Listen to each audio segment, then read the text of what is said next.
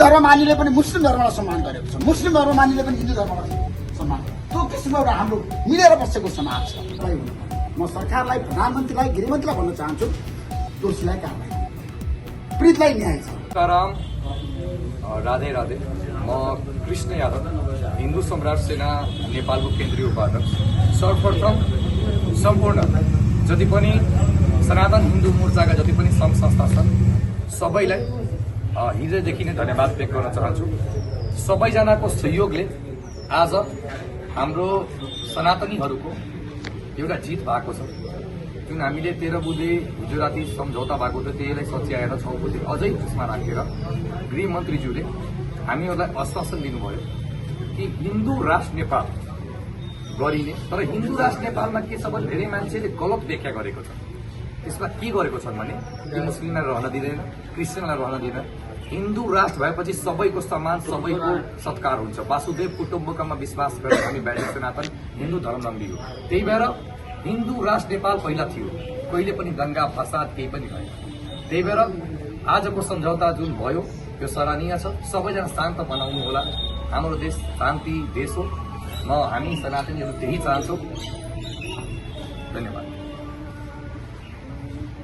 हामी एउटा अभियानमा छौँ, खास गरी सुनसरीमा देवानगञ्जमा जुन घटना घट्यो त्यो घटना घटिसकेपछि सबैको मनमा त्रास, सन्तास, मान्छेहरूले भन्न थाले अब के हुने हो देशमा। र हामीले स्वतन्त्र नारी अभियानले कृष्ण यादवजी एउटा सद्भाव, सामाजिक सद्भाव, धार्मिक सहिष्णुता, एकता र नेपालमा छ नि अब सबै एक हुनुपर्छ। धर्म संस्कृति नेपालीहरूको पहिचान आफ्नै किसिम हिन्दू धर्मको बारेमा नेपाली जनमत बलियो छ। त्यसैले कृष्ण यादवजीहरूको जुन किसिमको पहलमा एउटा सम्झौता आज सरकारसँग 13 बुँदे सम्झौता भएको छ त्यो राम्रो पक्ष हो। अब मधेस शान्त भयो, त्यो राम्रो पक्ष। किनभने आज देशमा शान्ति, अमन चैन, समृद्धि, विकास, धर्म संस्कृतिको संस्थागत विकास आजको एजेन्डा हो। स्पष्ट रूपमा नेपाल भनेको सनातन हिन्दू राष्ट्र हुनुपर्छ भनेर व्यापक रूपमा बहस पनि भएको छ। त्यतातिर यो जानकी मन्दिरको अगाडि बसेर मैले बोल्दाखेरि स्वतन्त्र नारी अभियानको नेतृत्वकर्ताको नाताले म के भन्छु भन्दाखेरि नेपाल भनेको बहुजाति, बहुधार्मिक, बहुसांस्कृतिक मुलुक हो। सबै धर्मको उत्तिकै सम्मान छ। यहाँ कसैलाई निषेध गरिएको छैन। नेपाल भनेको आज तपोभूमि हो, ऋषि मुनिहरूको देश हो।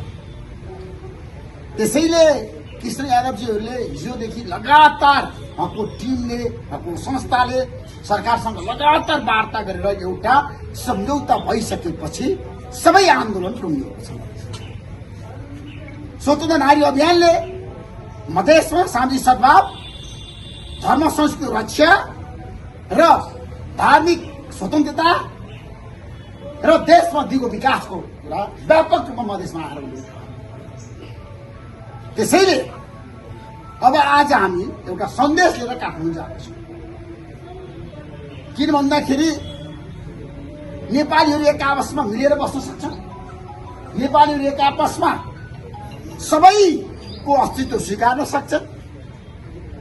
हिन्दू धर्म मानिले पनि मुस्लिम धर्मलाई सम्मान गरेको छ, मुस्लिम धर्म मानिले पनि हिन्दू धर्मलाई सम्मान। त्यो किसिमको एउटा हाम्रो मिलेर बसेको समाज छ। त्यसैले आज भएको सम्झौताले नेपालमा एउटा जग बलियो बनायो, जग बलियो बनायो। यसको श्रेय यो टिमलाई दिन चाहन्छु, कृष्ण यादवको टिमलाई। त्यसैले आज हामी ढुक्क भएर जाँदैछौँ। अब अहिलेको सरकारले पनि धन्यवाद दिन चाहन्छु। गृहमन्त्री सुरेन्द्र गुरुङले आएर वार्ता गर्नुभयो।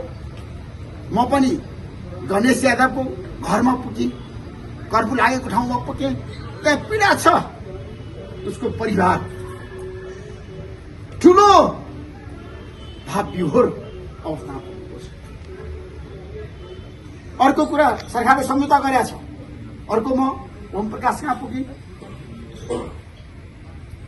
म तपाईँलाई थाहा छ सुनसरी पुगेँ, जयप्रकाश कहाँ पुगेँ, उहाँहरूको परिवारजनमा पनि ठुलो पीडा छ। उहाँहरू के भनिरहनु भएको छ भन्दाखेरि सरकारसँग भएको सम्झौता कार्यान्वयन होस् र उच्चस्तरीय न्यायिक समिति गठन भएर दोषीलाई कारबाही होस्। उहाँहरूको भनाइ, परिवारजनको भनाइ, उच्चस्तरीय न्यायिक समिति गठन गरेर हामीलाई न्याय चाहियो। पीडित परिवारको भनाइ, दोषीलाई कारबाही हुनु पर्यो। म सरकारलाई, प्रधानमन्त्रीलाई, गृहमन्त्रीलाई भन्न चाहन्छु, दोषीलाई कारबाही हुनु पर्यो, पीडितलाई न्याय चाहियो।